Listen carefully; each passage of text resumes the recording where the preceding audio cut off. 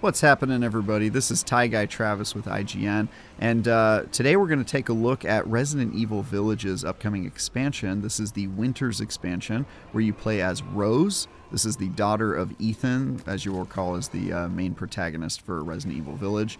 And as you can see here, she's running away from a lot of stuff. There's creepy, goop, sinewy zombie-type creatures, and there's also this purple ooze that flies out everywhere like it's coming from the mind of R.L. Stine himself.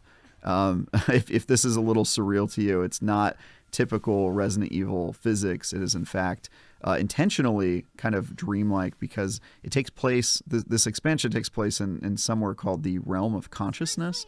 Not really sure what that means, but it means that you shouldn't take everything you see here at face value. I don't think it's happening literally.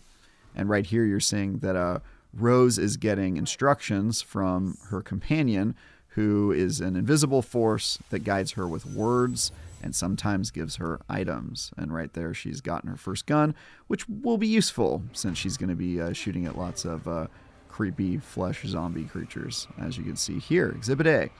And a lot of this expansion was sort of running away from these guys, trying to kill them when you can.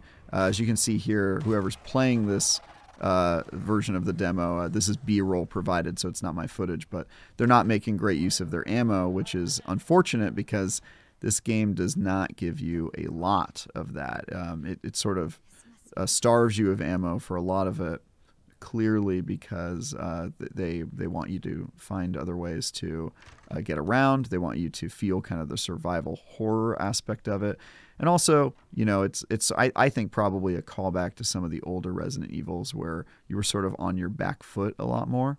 And I definitely felt that in this expansion. I didn't really die or feel like I was in terrible danger because it's clear this is from an early part of the game. But they don't hold your hand and they don't give you a way for you to just kind of fight your way out.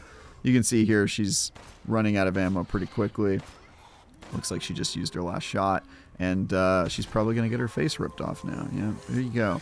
So, yeah, this is something that happens. Like I said, you shouldn't take everything that's happening here literally. But when you get attacked by zombies, you kind of get your soul ripped out, or you get turned into mozzarella cheese. Not really clear what's going on, but it's pretty creepy stuff. And now she's sort of on her way. So what you're doing in this expansion is you're trying to get rid of your powers. You're looking for some sort of item that can help you that. It's unclear what it is. She's fighting her way through these hallways to gain abilities that can help her navigate the mansion. So you do get superpowers in this game, which is pretty interesting. And the first one helps you deal with these flowers that you see everywhere and the purple ooze that's kind of blocking your path and can kill you if you step in it. And so yeah, that's objective A, is to get rid of this stuff. And so she needs to get some powers. In the meantime, though, they do some interesting stuff. They make you solve puzzles to navigate the room without destroying the goo, which is you know, kind of reminiscent of older Resident Evils where you're kind of solving puzzles throughout a mansion, which is a nice callback. You can see here she's going to use this ladder as a bridge. Good old ladders as bridge. Not anything I've had to do in real life, but in games it seems pretty often you have to use ladders as a bridge. And I think right here she just got her first ability, so we're going to get to see her use it in action to help clear out areas, which is nice. Yeah, so there where you see the goop attached to the flower, you can simply just point at it once you get your ability, and then it turns to ash. This, of course, gives you access to items. You can pick up items if they're inside it, which it looks like that was an empty vase, unfortunately. But a lot of times they have items in them. And you can also use them to do stuff like this. You know, you're in a room that you can't navigate. You can just destroy the flower, and the vine goes away, and all the goop goes away as well. Turns into ash, and makes the room a lot safer to walk around in.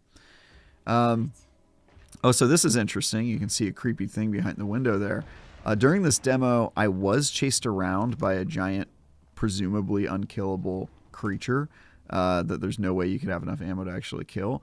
They're not going to show it in this B-roll, and I'm not allowed to talk about the nature of it, but if you miss getting chased around by unkillable things like Resident Evil 2 or even parts of Resident Evil 8, now that I think about it, this game has that. So you can be happy fearing for your life in this game as well.